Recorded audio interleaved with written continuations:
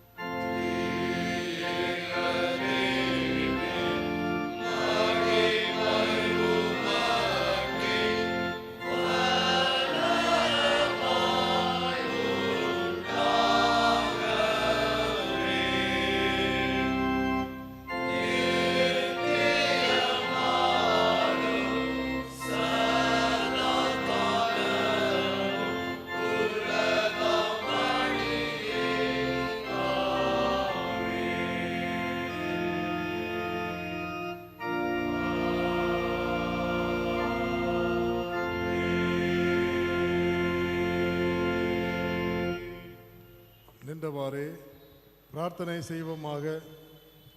எல்லா இருதயங்களையும் எல்லா விருப்பங்களையும் எல்லா ரகசியங்களையும் அறிந்திருக்கிற சர்வ வல்லமையுள்ள தேவனே, நாங்கள் தேவரிடத்தில் பரிபூர்ணமாய் அன்பு கூறவும் உமது பரிசுத்த நாமத்தை உத்தமமாய் மகிமைப்படுத்தவும் பரிசுத்த ஆவியின் ஏவுதலால் எங்கள் இருதயத்தின் சிந்தனைகளை சுத்தம் பண்ணியருள எங்கள் கர்த்தராகிய கிறிஸ்துவின் மூலமாய் வேண்டிக் கொள்கிறோம்.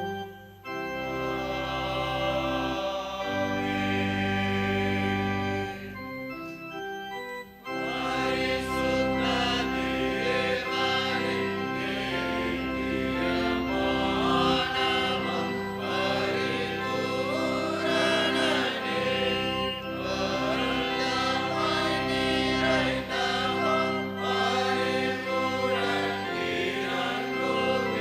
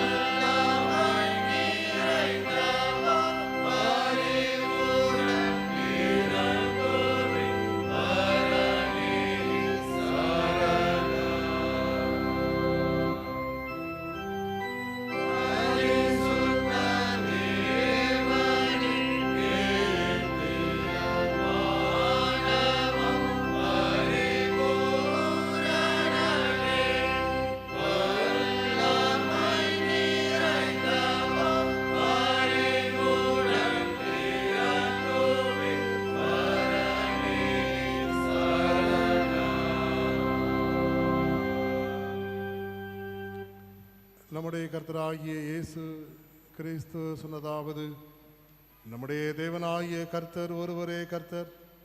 உன் தேவனாகிய கர்த்தரிடத்தில் உன் முழு இருதயத்தோடும், உன் முழு ஆத்மாவோடும், உன் முழு மனதோடும், உன் முழு பலத்தோடும் அன்பு கூறுவாயாக என்பதே பிரதான கற்பனை. இதற்கு ஒப்பாயிருக்கிற இரண்டாம் கற்பனை என்னவென்றால், உன்னிடத்தில் நீ அன்பு கூறுவது போல் பிறனிடத்திலும் அன்பு கூறுவாயாக என்பதே. இவைகளிலும் பெரிய கற்பனை வேறொன்றுமில்லை. இவ்விரண்டு கற்பனைகளிலும் நியாய பிரமாணம் முழுமையும் தீர்க்க தரிசனங்களும் அடங்கி இருக்கிறது என்பதே.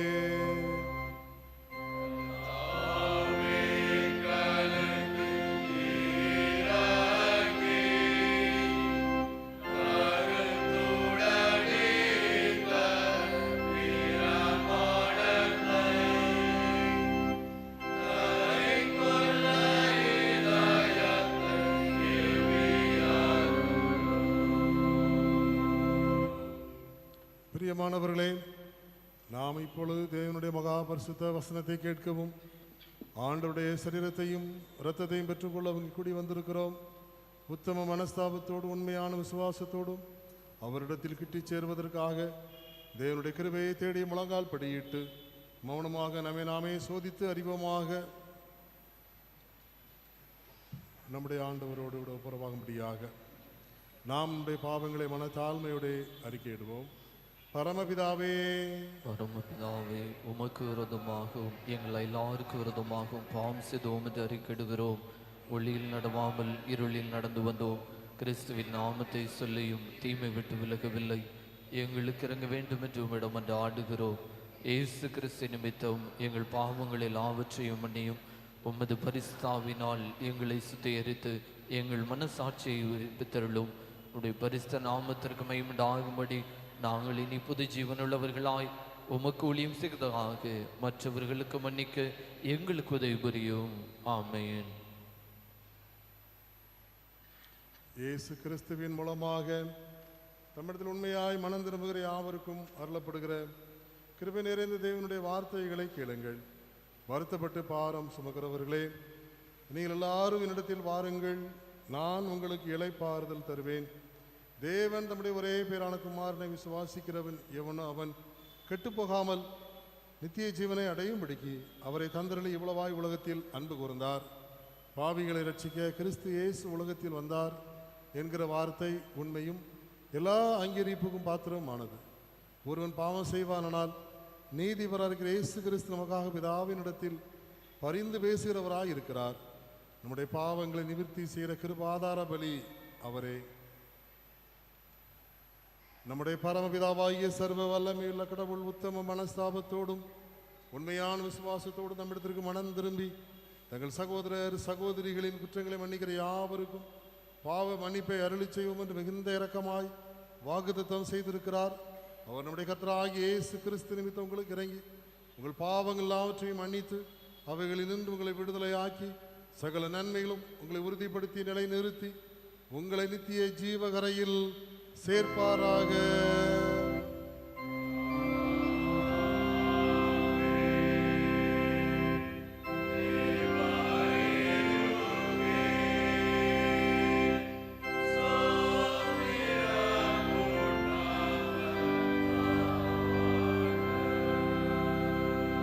கர்த்தர் உங்களோடு இருப்பாராக.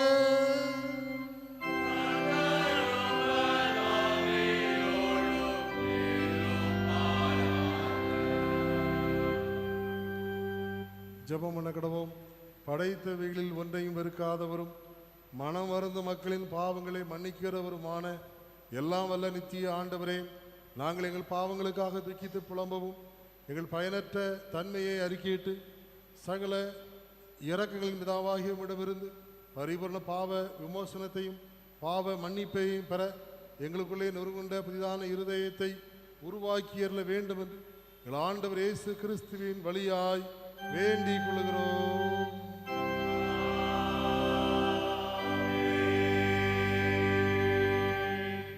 உட்காருங்கள். வேத பாடங்கள் வாசி கேட்போம்.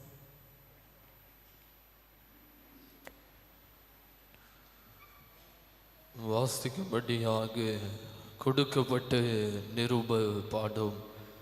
அப்போஸ்தலனாகிய யாக்கோபு எழுதின பொதுவான நிருபம், 4வது அதிகாரம் 13வது வசனம் முதல் அடங்கிய தேவனுடைய வார்த்தையை கேளுங்கள். யாக்கோபு 4வது அதிகாரம் 13வது வசனம் முதல். மேலும் நாங்கள் இன்றைக்கு அல்லது நாளைக்கு இன்ன பட்டணத்திற்கு போய் அங்கே 1 வருஷம் தங்கி வியாபாரம் செய்து சம்பாத்தியம் பண்ணுவோம் என்கிறவர்களே கேளுங்கள். நாளைக்கு நடப்பது உங்களுக்கு தெரியாது. உங்கள் ஜீவன் எப்படிப்பட்டது? கொஞ்ச காலம் தோன்றி பின்பு தோன்றாமற் போகிற புகையை போல் இருக்கிறது. ஆதலால் ஆண்டவருக்கு சித்தமானால் நாங்களும் உயிரோடு இருந்தால் இன்னதை செய்வோம் என்று சொல்ல வேண்டும் என்பதே. இது ஆண்டவரின் திருவார்த்தை.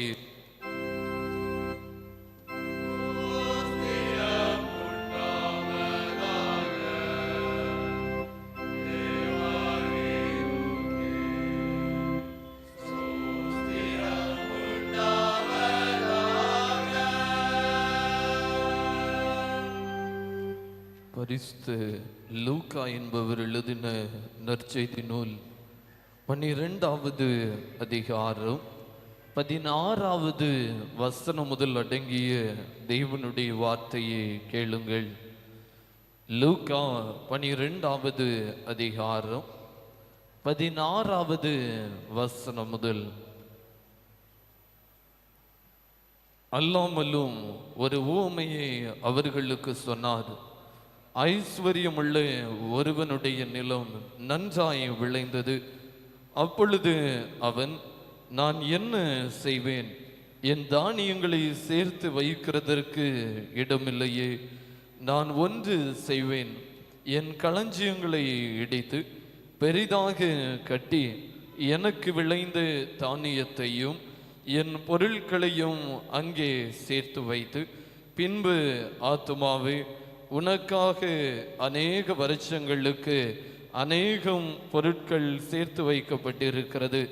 நீ இளைப்பாரி புசித்து குடித்து பூரிப்பாய் இரு என்று என் ஆத்துமாவோடே சொல்லுவேன் என்று தனக்குள்ளே சிந்தித்து சொல்லிக் கொண்டான். தேவனோ அவனை நோக்கி, மதியன்கேடனே, உன் ஆத்துமா உன்னிடத்திலிருந்து இந்த ராத்திரியிலே எடுத்து கொள்ளப்படும். அப்பொழுது நீ சேகரித்தவைகள் யாருடையதாகும் என்றார். தேவனிடத்தில் ஐஸ்வர்யவானாயிராமல் தனக்காகவே பொக்கிஷங்களை சேர்த்து வைக்கிறவன் இப்படியே இருக்கிறான் என்றார் என்பதே. இது கிறிஸ்துவின் நற்செய்தி.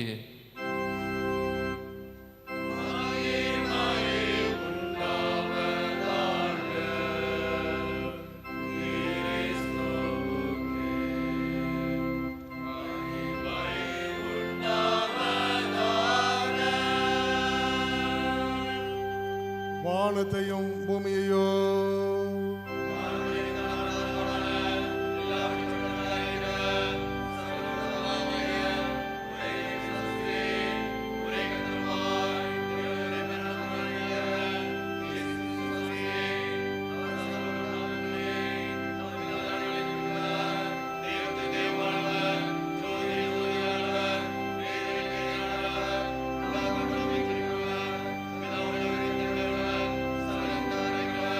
Amen.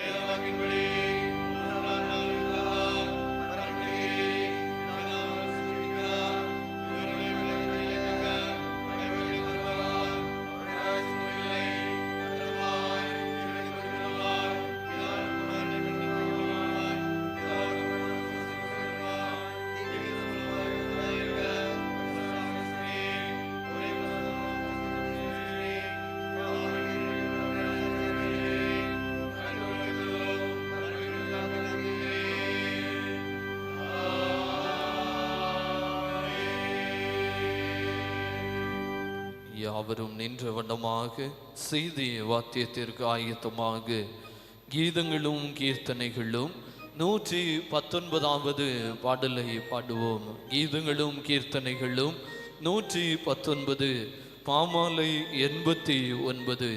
என் நெஞ்சம் நொந்து காயத்தால் அவஸ்தைப்படவே. கீதங்களும் கீர்த்தனைகளும் 119வது பாடல்.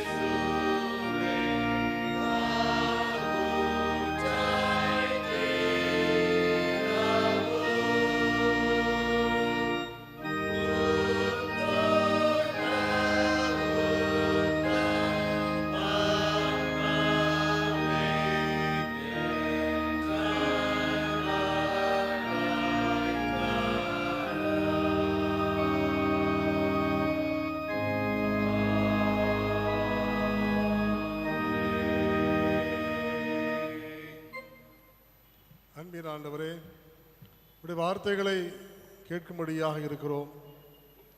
ஆண்டவர் நல்ல போதகராய் இருக்கிறீர். அநேக உவமைகளை சொல்லி நல்ல கருத்துக்களை மக்களுக்கு எடுத்துரைக்கிற ஆண்டவராக இருக்கிறீர். இப்பொழுது சிந்திக்கிற வேத வசனங்கள் வழியாக சத்தியத்தை அறிந்து கொள்ளத்தக்கதாக எங்கள் இருதயத்தை திறந்தருளும், எங்களோடு பேசும். கர்த்தர் இயேசு மூலமாய் ஜெபங்கேளும் நல்ல பிதாவே. உட்கார்வோம். தேவனுடைய கிருபையும் சமாதானமும் ஆசீர்வாதமும் உங்களுக்கு உண்டாவதாக. இந்த 2 நாட்களில் நாம் வெள்ளிக்கிழமை தோறும் கிறிஸ்துவின் உவமைகளை குறித்து நாம் சிந்தித்து வருகின்றோம்.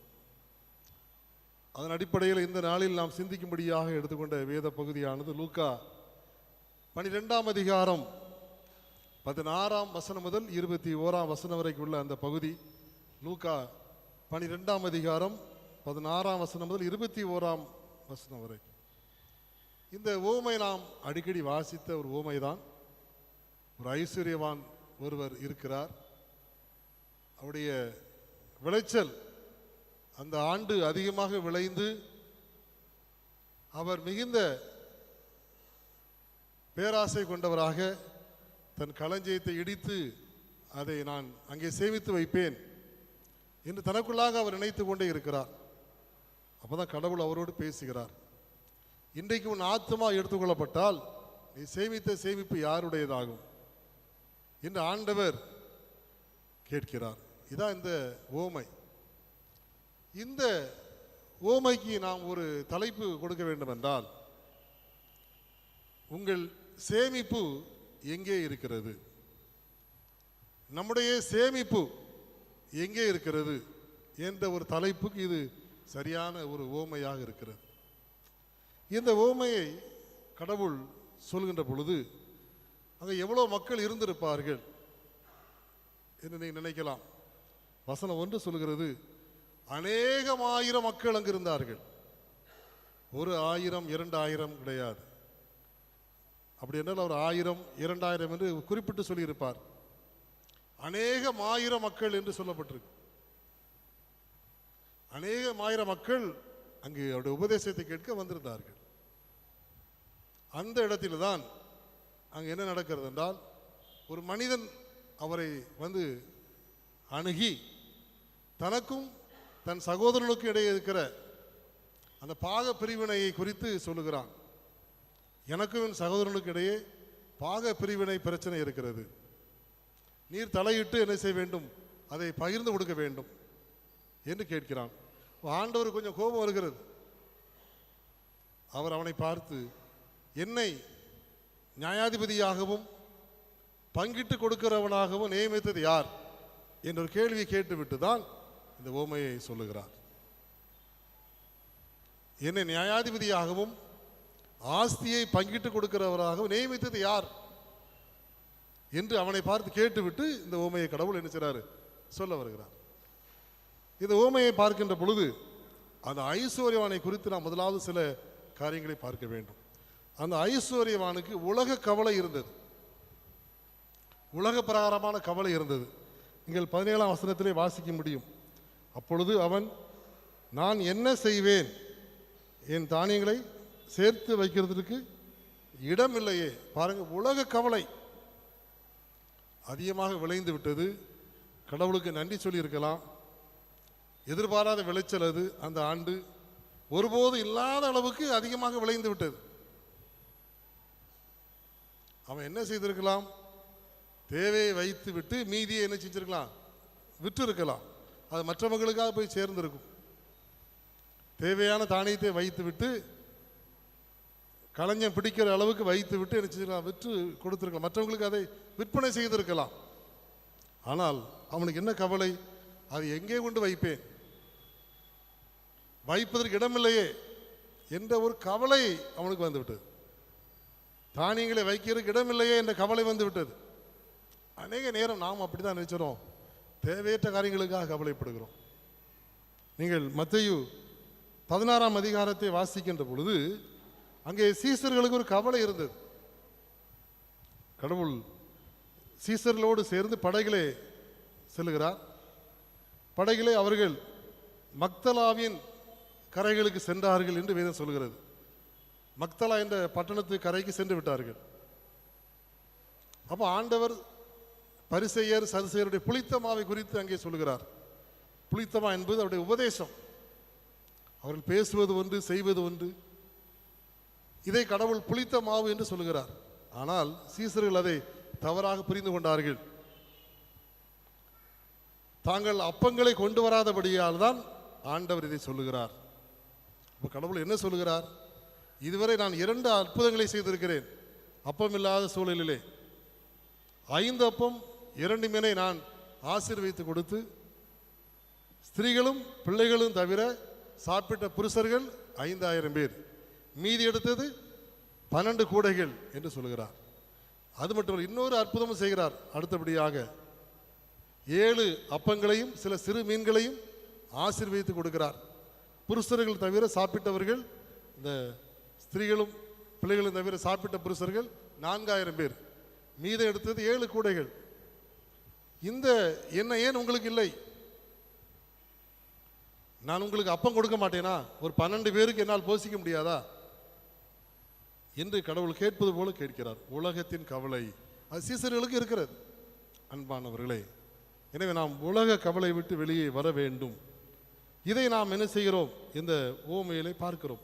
உலக பிரகாரமான கவலையோடு அந்த ஐஸ்வர்யவான் காணப்படுகிறார். அது மட்டுமல்ல, இரண்டாவது அவருடைய திட்டமிடல். நீங்கள் 18ஆம் வசனத்திலே வாசிக்க முடியும். என்ன வாசிக்கிறோம்? நான் ஒன்று செய்வேன்,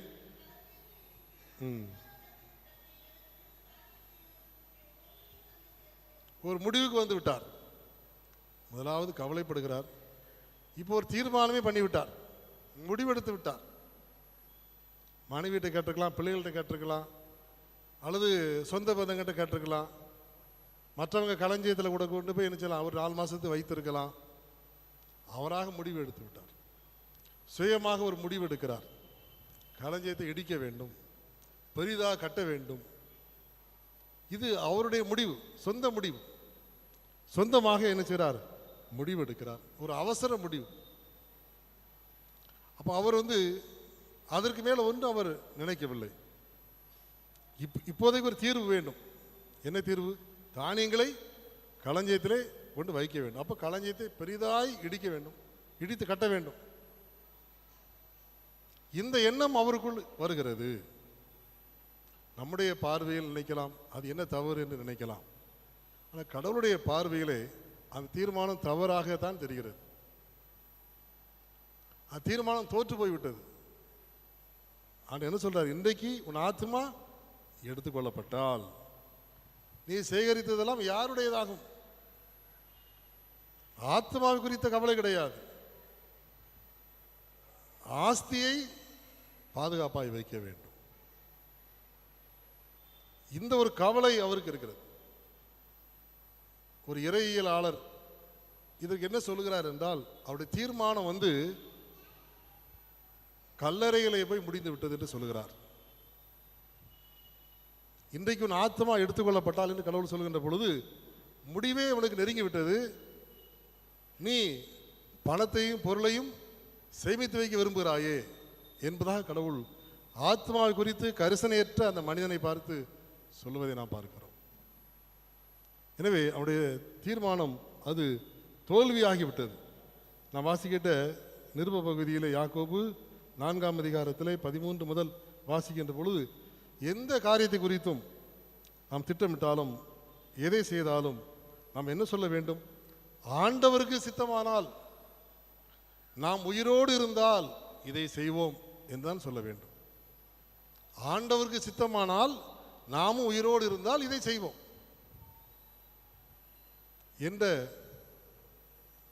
சிந்தனை தான் நமக்கு வேண்டும் என்பதைத்தான் யாக்கோபு சொல்லுகிறார். எதற்கென்றால் நம்முடைய ஜீவன் அது அற்பமானது, ஒரு புகையை போல் இருக்கிறது. கொஞ்ச காலம் தோன்றி பிறகு தோன்றாமல் போகிற புகையை போல் இருக்கிறது. ஆகவே நம்ம கடவுளுடைய சித்தம் இருந்தால், நாம் உயிரோடு இருந்தால் இதை செய்வோம் என்றுதான் சொல்ல வேண்டுமே தவிர நாம் ஒரு தீர்மானம் எடுக்கக்கூடாது என்பதை இந்த இடத்துல ஆண்டவர் சுட்டி காட்டுகிறார். அடுத்து 3வது அவர் என்ன தவறு செய்கிறார்? நீங்கள் அங்கே 19ஆம் வசனத்தை வாசிக்கின்ற பொழுது என்ன வாசிக்கிறோம்?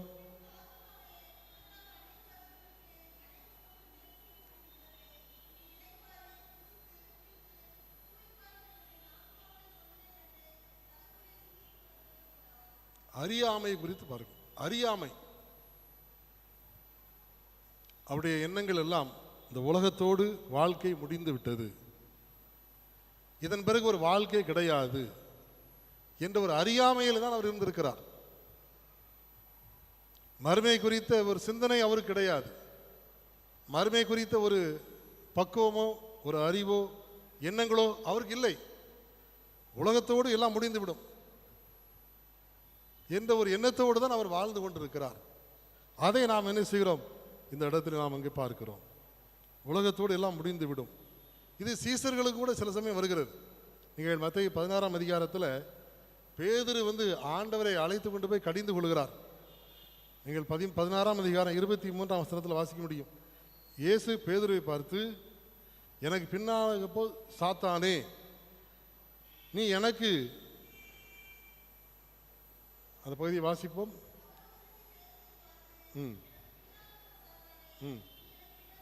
நீ எனக்கு இடரலாய் இருக்கிறாய், தேவனுக்கு ஏற்றவைகளை சிந்தியாமல் மனிதருக்கு ஏற்றவைகளை சிந்திக்கிறாய். நீ உலக பிரகாரமாய் சிந்திக்கிறாய், கடவுளுக்கு ஏற்றவாறு நீ சிந்திக்கவில்லை. பின்னாக போ சாத்தான் என்று கடவுள் ஒரு வார்த்தையிலே சொல்லிவிட்டார். அவனை தான் ஆண்டவர் நீ பேதுருவாய் இருக்கிறாய், நீ உறுதியான பாறையாய் இருக்கிறாய், உன் மீது திருச்சபை கட்டுவேன் என்று சொன்னது அவனை பார்த்து. அவருடைய மனதிலே ஏற்பட்ட அந்த மாற்றத்தையும் தேவன் பார்க்கிறார். உலக பிரகாரமாக சிந்திக்கிறான், எனக்கு அவன் இடரலாக இருக்கிறான் என்று கடவுள் அவனை நீ பின்னாக போ சாத்தான் என்று சொல்கிறார். அன்பானவர்களே, கடவுளுடைய ஓட்டம் என்ன, அவருடைய என்ன என்ன என்பதை நாம் அறியாமல் நாம் உலக பிரகாரமான சிந்தனை விட்டு வெளியே வர வேண்டும் என்பதை கடவுள் இந்த ஓமை வழியாக நமக்கு கற்றுக் கொடுக்கிறார். உலகத்தின் வேஷம் கடந்து போகிறது என்பதாக நாம் 1 கொரிந்தியர் 7:31 வாசிக்கிறோம். இது ஒரு வேஷம். வேஷம் என்பது என்ன? ஒரு கதாபாத்திரத்தில் நடிக்கிறவர், ஒரு நாடக கலைஞர் அதற்கு ஏற்றவாறு ஒரு வேஷம் போடுவார். ஒரு காவல்துறை அதிகாரியாக நடிக்க வேண்டும் என்றால் அந்த வேஷம் போடுவார். இன்னொரு நாடகத்தில் அவர் ஒரு கல்லணை போல நடிக்க வேண்டும் என்றால் அதற்கு ஏற்ற ஒரு வேஷம் போடுவார். அந்த கதாபாத்திரத்துக்கு ஏற்றவாறு வேஷம் மாறும். அதே போல உலகம் ஒரு வேஷம், ஒரு மாறுகிற ஒன்று, அது கடந்து போகிறது என்பதாகத்தான் வேதம் சொல்லுகிறது. எனவே நாம் உலக காரியங்களை பற்றி அதிகமாக நாம் எண்ணம் கொள்ளாமல் வாழ வேண்டும் என்பதைத்தான் நமக்கு இந்த வேதம் மிக அழகாக இந்த ஓமை கற்றுக் கொடுக்கிறது. கிருபை நாட்களில் இருக்கிற நாம் கடவுளுக்கு பிரியமாக எப்படி வாழ வேண்டும் என்பதை நாம் நினைச்ச வேண்டும், அதிகமாக சிந்திக்க வேண்டும். அதற்கு கடவுள் என்ன சொல்ல வருகிறார் என்றால், நீங்கள் 20, 21 வசனங்களிலே பார்க்க முடியும். இயேசு என்ன செய்ய வேண்டும் என்பதை சொல்கிறார். அங்கே நாம் என்ன வாசிக்கிறோம்? 20 வசனத்தை வாசிப்போம்.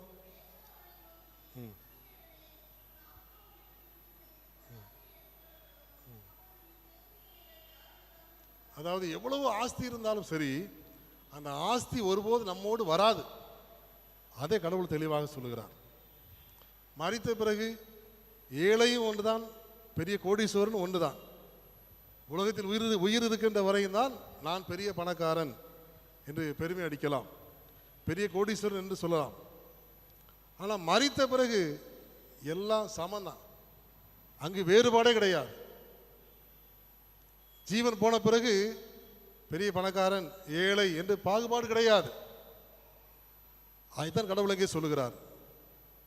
உன் ஆஸ்தி உன்னோடு வராதே, எவ்வளவு சம்பாத்தியம் பண்ணி என்ன பிரயோஜனம், உன் ஆஸ்தி உன்னோடு வருவதில்லையே என்பதை கடவுள் என்ன செய்கிறார், அந்த மனிதனுக்கு அங்கே குறிப்பிட்டு அவன் உணர்வடையும்படியாக மதிகேடனே என்று கடவுள் சொல்கிறார். ஆண்டவர் ஒருபோதும் யாரையும் மதிகேடனே என்று அழைத்தது கிடையாது.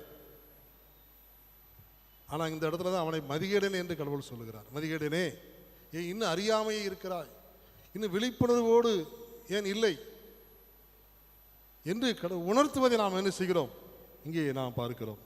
1 தீமோத்தேயு 6 அதிகாரம் 7, 8 வசனம் மிக அழகாக சொல்லுகிறது. 1 தீமோத்தேயு 6, 7, 8 உலகத்தில் நாம் ஒன்றும் கொண்டு வந்ததும் இல்லை, இதிலிருந்து நாம் ஒன்றும் கொண்டு போவதும் இல்லை என்பது நிச்சயம் என்பதை அழகாக சொல்கிறார். உண்ணவும் உடுத்தவும் இருந்தால் போதுமென்று இருக்க கடவோம், உண்ணவும் உடுத்தவும் இருந்தால் போதுமென்று இருக்க கடவோம். நாம் ஒன்றும் கொண்டு வந்ததில்லை.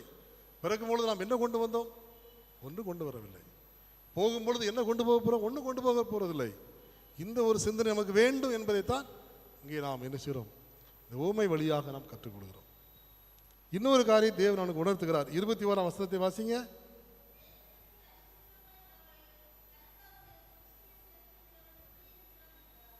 தேவனிடத்தில் நீ ஐஸ்வர்யவனா இருக்க வேண்டும். இதான் கடவுள் கற்றுக் கொடுத்த காரியம்.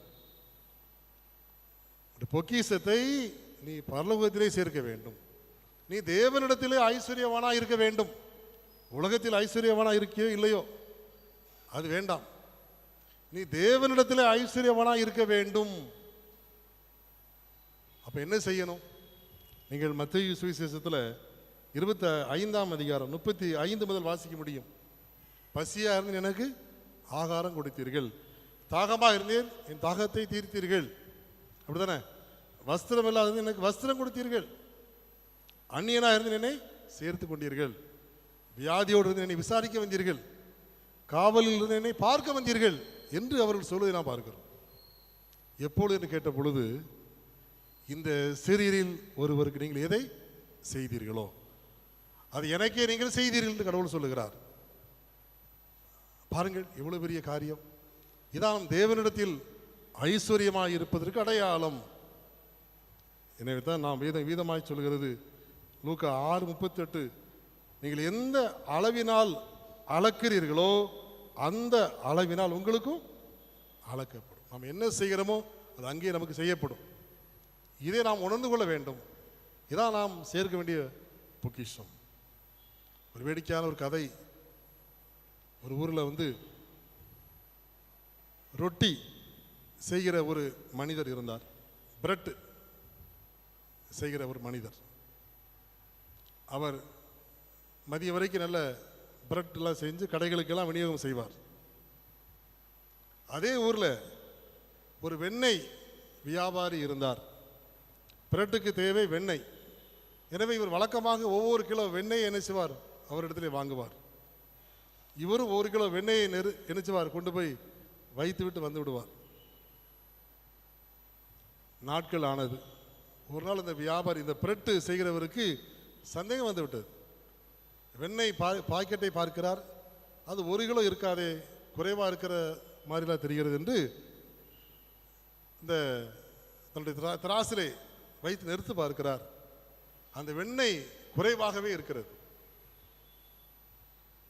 இந்த பிரெட்டை உற்பத்தி செய்கிறவர் அவர் கொஞ்சம் மனதுக்குள் வருத்தம் வந்து விட்டது.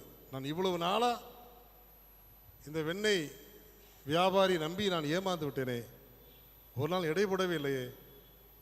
அவர் வைத்து விட்டு போவார், நான் அதை எடுத்து அப்படியே நினைச்சினேன் பிரெட் செய்து கொண்டே இருக்கிறேனே, நம்பிக்கைக்கு அவர் துரோகம் செய்து விட்டாரே என்று 1 நாள் 2 நாள் 1 வாரம் 1 மாதம் பார்த்த எடை போட்டுக்கொண்டே பார்க்கிறார். நித்தமும் அப்படி குறைந்தே இருக்கிறது.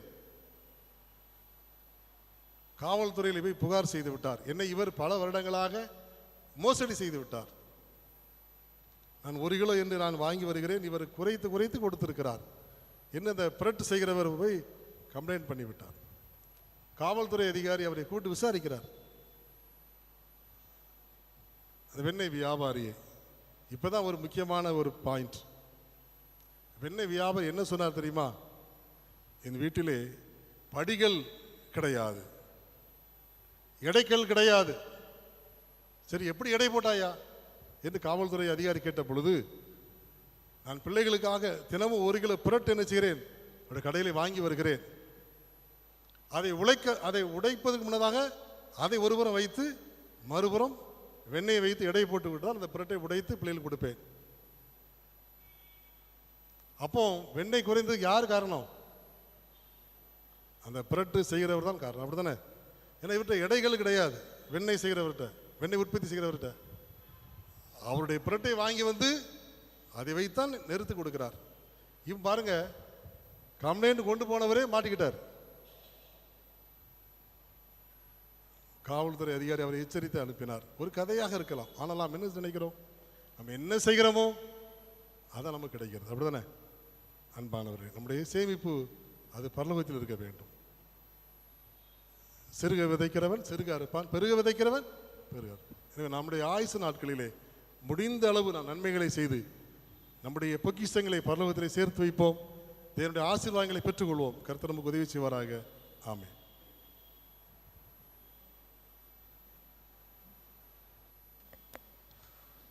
நம்மையும் நம்முடைய காணிக்கையும் படைக்கும் வண்ணமாக யாவரும் எழுந்து நின்று கீதங்களும் கீர்த்தனைகளும் 126வது பாடலை பாடுவோம். கீதங்களும் கீர்த்தனைகளும் 126, கிறிஸ்தவ கீர்த்தனைகள் 108, பாவி வா பாவி வா வரநண்டையே வா. கீதங்களும் கீர்த்தனைகளும் 126வது பாடல்.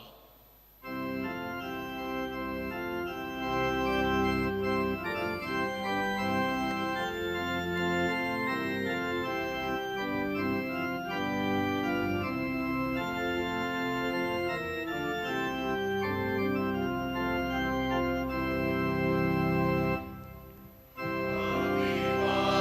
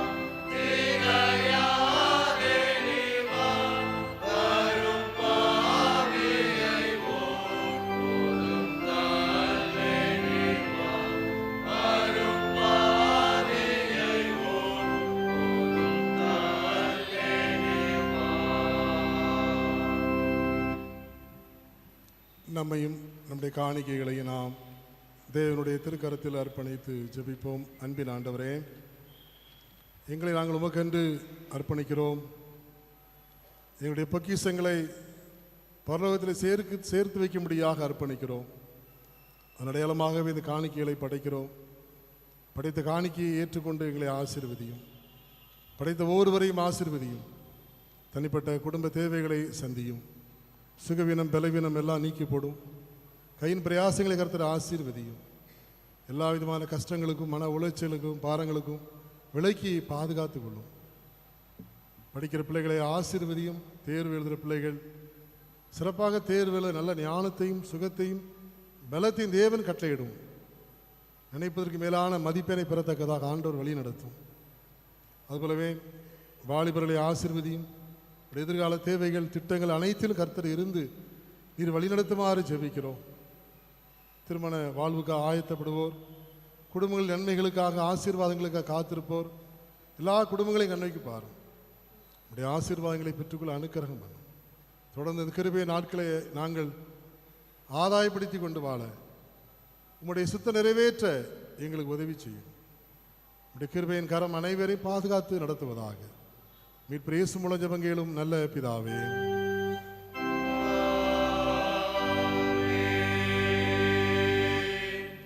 ஜெபம் பண்ண கடவோம்.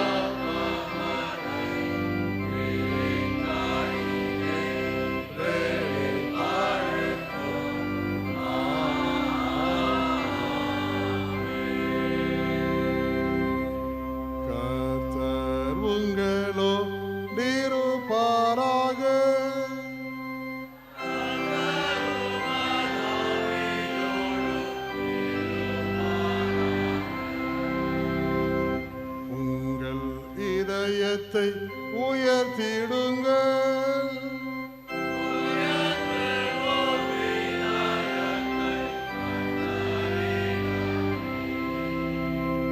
தோத்திரம் செலுத்துவோம் தேவனுக்கே.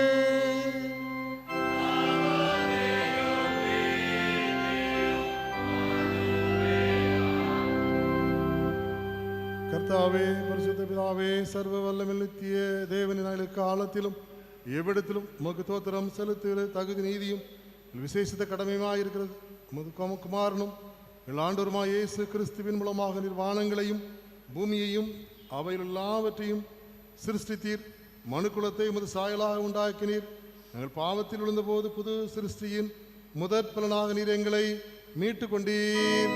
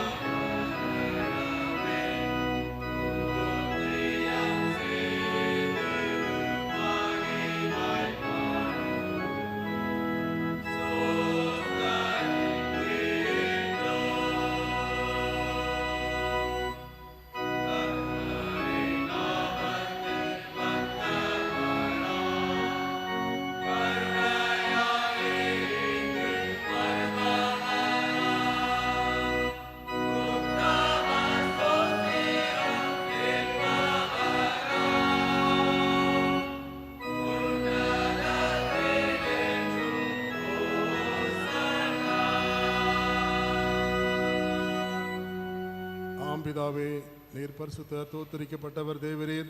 மனிதர்கள் உருக்கமாய் அன்பு கூர்ந்து ஒரே பேரான குமாரனான இயேசு கிறிஸ்து எங்கள் தன்மையை தரித்துக் கொள்ளவும் சிலுவையில் மரித்து எங்களை மீட்டுக் கொள்ளவும் அவரை தந்தருளினீரே. அவர் சிலுவையில் ஒரே தரம் தம்மை தாமே ஏகபலியாக ஒப்பு கொடுத்து சர்வ லோகத்தின் பாவங்களையும் நிவர்த்தி செய்வது நிறைவும் பூரணமும் போந்தமான பலியும் காணிக்கையும் பரிகாரத்தையும் செலுத்தணும் இல்லாமல் முதன்மையான மரணத்தை என்றைக்கு நினைப்பூட்ட ஞாபகத்தை நியமித்து தாம் திரும்ப வருமளோ நாங்கள் அதை அனுசரித்து வரும்படி தமது பரிசுத்த சுவிசேஷத்தில் கட்டளையிட்டு அருளினாரே. அவர் தாம் காட்டி கொடுக்கப்பட்டான். ராத்திரியிலே அப்பத்தை ஸ்தோத்திரம் பண்ணி அதை பிட்டு சீசரில் கொடுத்து நீங்கள் வாங்கி புசியுங்கள். இது உங்களுக்காக கொடுக்கப்படுகிற என்னுடைய சரீரம், என்னை நினைவு கூறும்படி இதை செய்யுங்கள் என்றார். அப்படியே போஜனம் பண்ண பின்பு அவர் பாத்திரத்தை எடுத்து ஸ்தோத்திரம் பண்ணி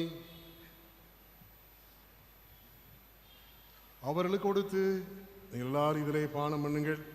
இது பாவ மன்னிப்பு உண்டாகும்படி உங்களுக்காகவும் அநேகருக்காகவும் சிந்தப்படுகிற புது உடன்படிக்கையுரிய என்னுடைய ரத்தம்.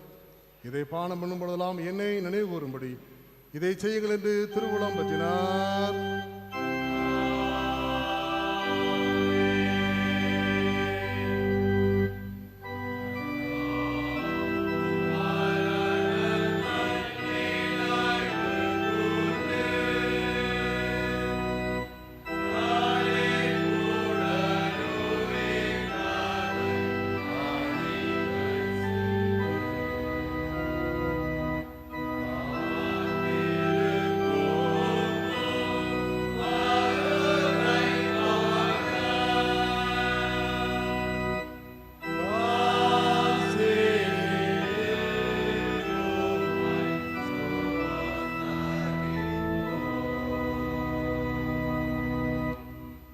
ஆதலால் பிதாவே, உமது குமாரனாகிய எங்கள் ஆண்டவரின் அருமையான பாடுகளையும் மரணத்தையும் மகிமையான உயிர்த்தெழுதலையும் பரமேறுதலையும் நினைவு கூர்ந்து உமது அடியலாய நாங்கள் அவருடைய கட்டளையின்படியே அவர் வருகை எதிர்நோக்கினவர்களாக இதை செய்கிறோம்.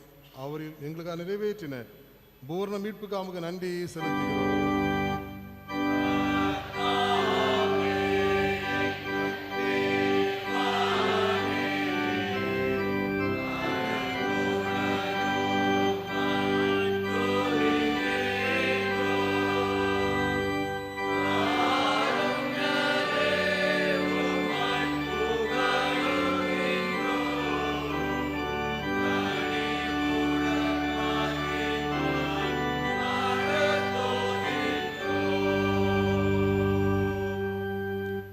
இரக்கமுள்ள பிதாவே, நாங்கள் பிடிக்கிற அப்பம் கிறிஸ்துவனுடைய சரீரத்தின் ஐக்கியமாயும் நாங்கள் ஆசீர்வதிக்கிற பாத்திரம் கிறிஸ்துவனுடைய இரத்தத்தின் ஐக்கியமாய் இருக்கும்படி எங்களையும் நேரே தந்த இந்த அப்பத்தையும் திராட்சை ரசத்தையும் பரிசுத்த ஆவியினாலே பரிசுத்தப்படுத்த வேண்டும் என்று மிகுந்த தாழ்மையோடு பிரார்த்திக்கிறோம். நாங்கள் எல்லாரும் எங்கள் ஆண்டவராகி கிறிஸ்துவில் கூட்டி இணைக்கப்பட்டவர்களாகி விசுவாசத்தில் ஒருமைப்படவும் தலையாகி அவர்கள் எல்லாவற்றையும் வளரவும் கிருபை செய்யும். அவரோடு பரிசுத்த ஆவியோடு ஐக்கியமாக இருக்கிற சர்வ வல்லமையுள்ள பிதாவாகி உமக்கு அவர் மூலமாய் சகல கணமும் மகிமை என்றைக்கு உண்டாவதாக.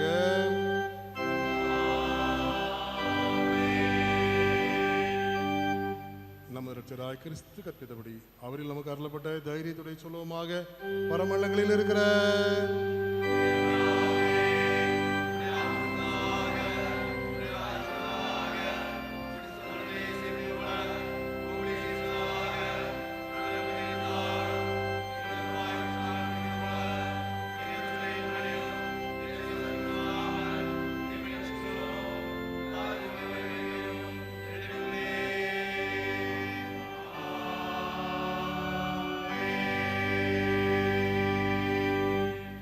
தேவனுடைய திருப்பந்தியிலே பங்கு பெற இருக்கிற நம்மை ஆராய்ந்து பார்ப்போம்.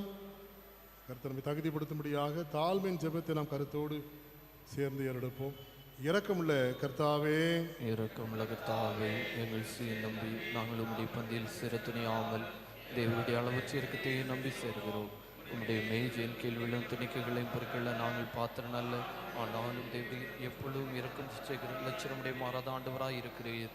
ஆகையால் கிருபையுள்ள கர்த்தாவே, உமது அருமையான குமாரனாகிய இயேசு கிறிஸ்துவின் விலைமதியாத சரீரத்தால் இரத்தத்தாலும் எங்கள் பாவமுள்ள சர்வம் ஆத்துமாம் சுத்தமாகி எப்பொழுதும் நாங்கள் அவருக்குள்ளும் அவர் எங்களுக்குள்ளும் வாசமாயிருப்பதற்கு ஏற்ற விதமாய் அவருடைய சரத்தை புசித்து அவருடைய இரத்தத்தை பானம் பண்ண எங்களுக்கு கிருபை செய்தருளும். ஆமென். நாம் பிடிக்கிற அப்பம் கிறிஸ்துனுடைய ஐக்கிய சரீரத்தின் ஐக்கியமாக இருக்கிறது அல்லவா?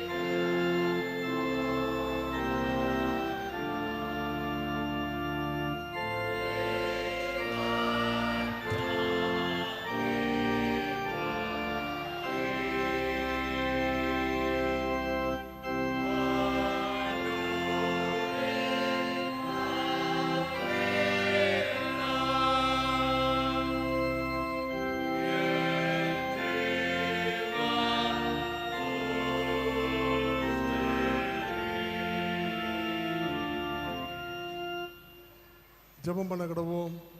கிறிஸ்துவின் சரீரமும் இரத்தமாய் சாக்காரம் என்ற விசுவாசத்தினால் பெற்றுக்கொண்டலாய் நாம் அவருக்கு தோத்திரம் செலுத்துமாக யாவரும் சேர்ந்து ஏறெடுப்போம்.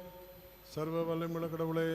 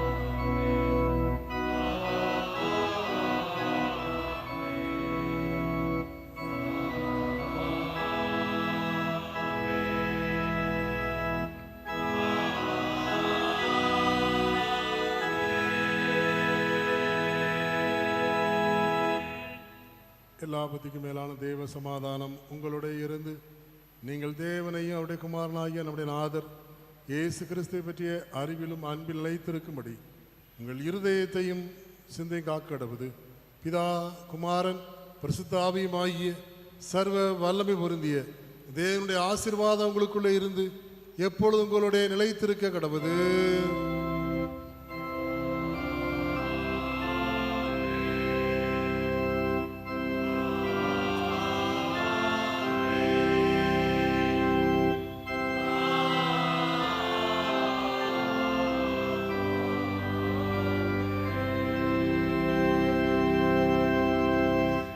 முழங்காலில் நின்ற வண்ணமாக நிறைவு கீதமாக கீதங்களும் கீர்த்தனைகளும் 121வது பாடலை பாடுவோம்.